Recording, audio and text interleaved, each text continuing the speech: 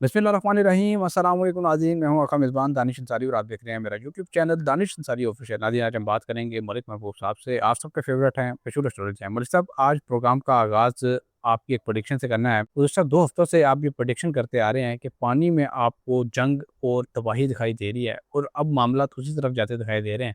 आबना Hormuz में शदीद किस्म की जंग जो है अमेरिका और जो ईरान के बहरी जहाज़ हैं उनके दरमियान जारी है और आबने हुर्मुज़ जो है वो मुकम्मल तौर पर बंद है। ये पानी के मामला क्यों आप ऐसे देख रहे हैं? क्या टेक्नोलॉजी का वजूहात भी बता दें कि पानी में इस तरह मामलात इतने खराबी की तरफ क्यों जा रहे हैं आजकल?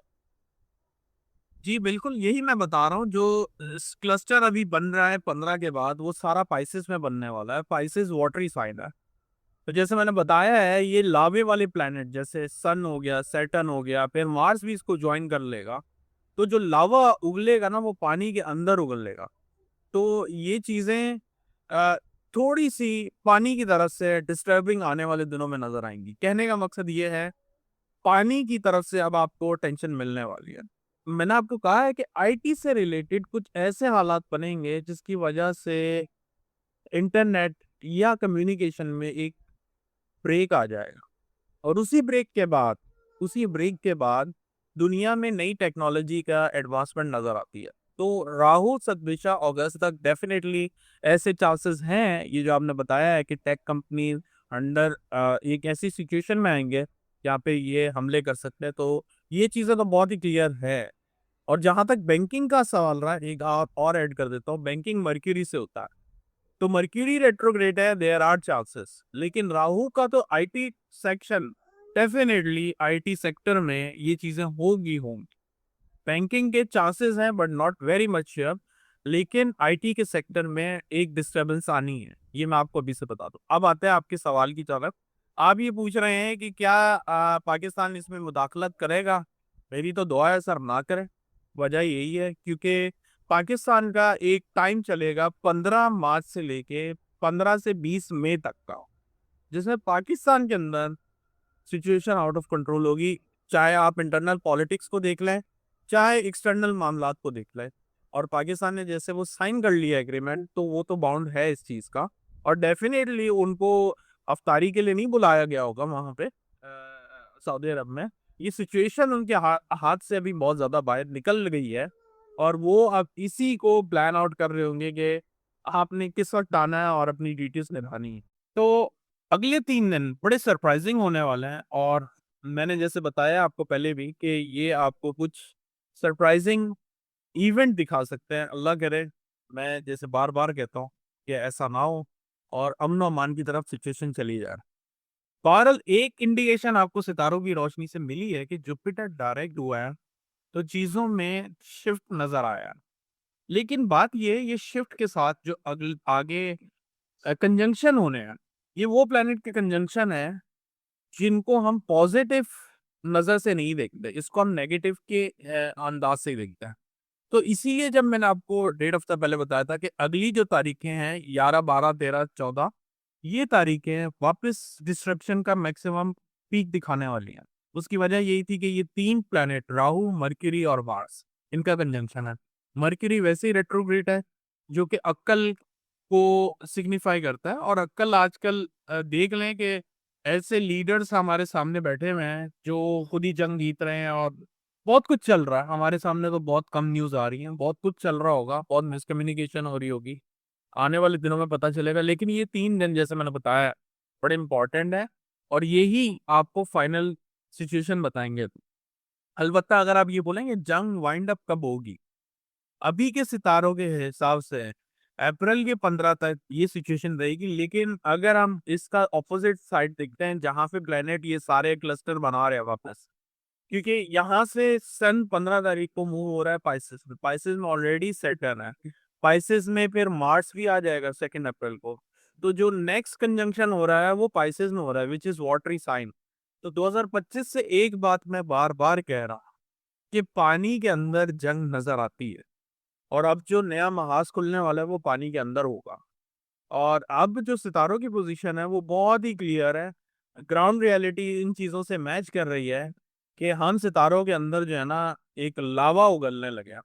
ओह सॉरी, पानी के अंदर लावा डालने वाले हैं और जब पानी का लावा के साथ इंटरेक्शन होता है मतलब आप एक लावे को पानी में डालें तो आप देख सकते हैं कितना पानी उबलता है, और यूं समझिए कि एक तरह से पानी भी इसी तरह से आप बौछार दिखाता हुआ हमें नजर आएगा। तो पानी का मतलब पानी नहीं है, पानी में बीमारियां भी होती हैं। पानी के अंदर पानी को हम ऑयल के साथ भी मतलब मिला सकते हैं। ऑयल भी एक तरह से पानी की शक्ल में है। तो एनीथिंग रिलेटेड टू लिक्विड, ये चीजें बहुत ज्यादा जूम करने वाली है। जूम से मुराद इसमें बहुत ज्यादा उछाल भी आएगा और ये बहुत स्काई रॉकेट हो जाएंगे। कि अमेरिका ने B-2 बमबार तैयारों से हमले शुरू कर दिए हैं ईरान में और बड़े पैमाने पे नुकसान पहुँचाया है। और एक रिपोर्ट सामने आई है जिसके मुताबिक 17,000 अफराद जो हैं वो ईरान में ज़ख्मी हो चुके हैं अमरीकी और इसराइली मिसाइल्स की बमबारी की वजह से। और ये भी खबर सामने आई है कि तकरीबन 1400 लोग जो हैं इस वक्त तक जाँ बहक हो चुके हैं। सर, सबसे बड़ी खबर ये है कि ईरान ने भी रिटेलिएट किया है और भरपूर जवाब दिया है इसराइल को। इसराइल के 3 एयर बेसिस अब तक बताया जा रहा है कि तबाह कर दिए गए हैं और बहुत सारे इलाकों को निशाना बनाया गया है। और ईरान ने अब तक का सबसे बड़ा हमला किया है इसराइल पे। और इस वक्त जब हम ये प्रोग्राम रिकॉर्ड कर रहे हैं, UAE, सऊदी अरब, बहरीन, कतर, यहाँ पे भी जो हैं वो मिसाइल्स दागे जा रहे हैं और ये जंग जो है मज़ीद शिद्दत की तरफ जा रही है। लेकिन सर, मैं जानना चाहता हूँ कि आज 14 मार्च है और इंशाल्लाह चंद घंटों बाद 15 मार्च शुरू हो जाएगी। तो 15 मार्च के बाद आप क्या सिचुएशन देख रहे हैं? क्योंकि आपने ये प्रेडिक्शन की थी कि अगर 15 मार्च के बाद ये जंग नहीं रुकती, तो इसका मतलब ये है कि तीसरी जंग अज़ीम जो है वो शुरू होने वाली है। तो आप क्या देख रहे हैं सितारे, अभी क्या सिचुएशन बता रहे हैं? काइंडली इस वाले से बताइए। ये तो आप सारी बातें करते हैं ग्राउंड रियलिटी की। मैं बात जी। करता हूँ आपसे सितारों की। तो सितारों के लिए जो अगले 3 दिन हैं वो मैंने आपको शायद आज से 1 डेढ़ हफ्ता पहले बताए थे। ये बड़े कॉम्प्लिकेटेड हैं और सेंसिटिव हैं। इसके ऊपर दारोमदार है इस जंग का। अगर ये 3 दिन के अंदर जंग किसी तरह भी मैक्सिमम हाइट पकड़ के कूल डाउन हो जाती है, तो बड़ी हद तक इंशाल्लाह मार्च के 15 के बाद चीजें सेटलमेंट की तरफ चलना शुरू हो जाएंगी। लेकिन मैं फिर से बता रहा हूँ, जंग बंदी अप्रैल की 15 से पहले नजर नहीं आती है फिलहाल।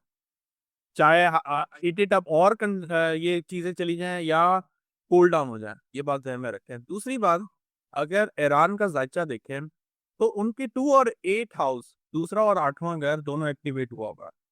और ये दोनों घर जो है ना एक तबाही का रीजन बने हुए हैं फिलहाल। और मैंने आपको काफ़ी व्लॉग्स में बताया कि उनकी जो खुदा न खास्ता मैक्सिमम डिस्ट्रक्शन थी, तबाही थी, वो उनके खामनाई साहब की शहादत के साथ वो एप्लीकेबल हो गई है और उस चीज़ को उन्होंने कंपनसेट करने के लिए अभी बैठे हुए हैं।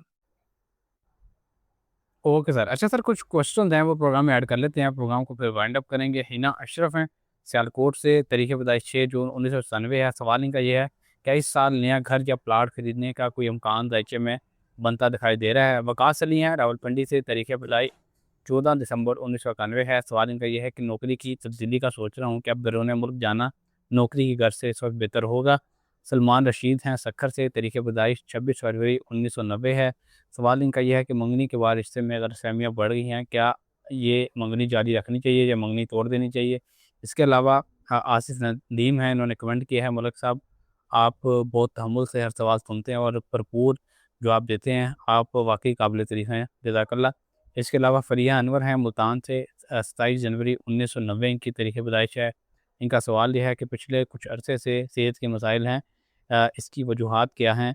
अरसलान महमूद हैं फैसलाबाद से, तारीख़ पैदाइश 11 जुलाई 1987 है। सवाल इनका ये है, कारोबार में पार्टनरशिप की पेशकश की जा रही है लेकिन ये किसी रिश्तेदार की तरफ से है, क्या इस पार्टनरशिप को कबूल करना चाहिए? इसके अलावा नादिया खान हैं इस्लामाबाद से, 3 मार्च 1997 इनकी पैदाइश है। तलीम इनका सवाल ये है कि तलीम मुकम्मल होने के बावजूद नौकरी नहीं मिल पा रही, बैरून मुल्क जाना चाहती हूँ, नौकरी के घर से क्या फ़ायदेमंद होगा?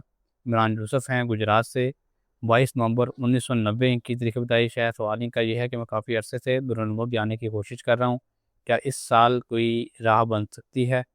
मोहम्मद अज़नान हैं लाहौर से, 15 मार्च 1990 इनकी पैदाइश है। इन्होंने सवाल किया है कि सर मेरा बुट शोर है, पिछले कुछ महीनों से रोज़गार में मुसलसल रुकावट आ रही है, कि आने वाले वक्त में बेहतर होगा?